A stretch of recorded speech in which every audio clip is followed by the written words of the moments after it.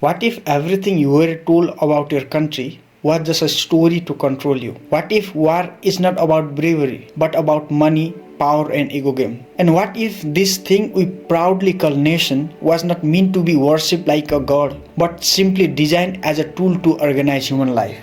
A nation is not a divine truth, is not a mother, not a scared emotion, and certainly not something written into our DNA. It is a human made system, a mechanism, a way to manage people like currency, like traffic rules and laws. Think about it, borders are drawn by humans, flags are designed by committees, and national identity, they are taught to children not born within them. No child enters this world holding a flag. A Nepali baby and a Nigerian baby are just human. The identity of nation is given later by schools, media, governments and traditions. Yet we are taught to cry for it, fight for it, even kill for it. Why? If a nation is just a management tool, why are we emotionally blackmailed in its name? Wars have never been about ordinary people.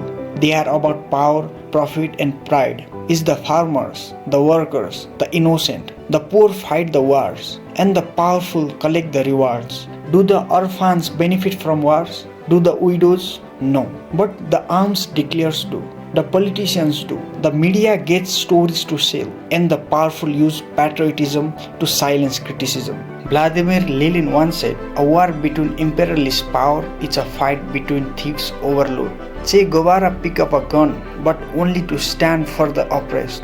Gandhi, on the other hand, picked up truth and non-violence and brought down an empire.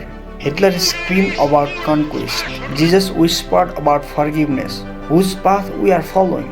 The problem lies in the emotional blackmail of patriotism. When leaders fail, they wave the flag harder instead of answering questions. They accuse you. If you question us, you are a traitor. But is pure patriotism about blind loyalty or critically thinking? It is about hating others or serving your own people with justice. Osho once said, "The world will only know peace when the war within ends." Martin Luther King said, "True peace is not merely the absence of war, it is the presence of justice."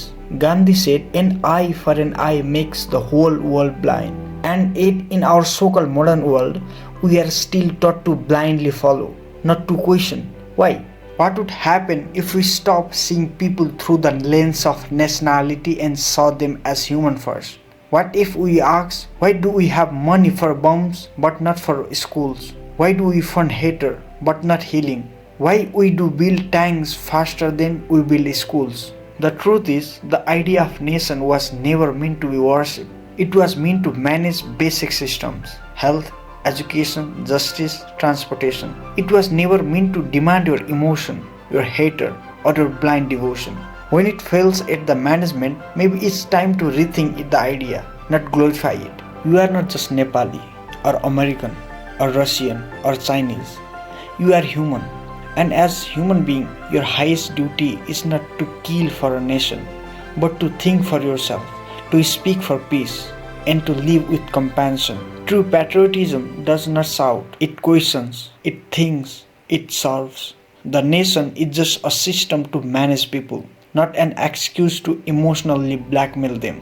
Thank you for watching. If you like this video, like, subscribe, and what you feel express in comment box. Bye bye. See you in next video.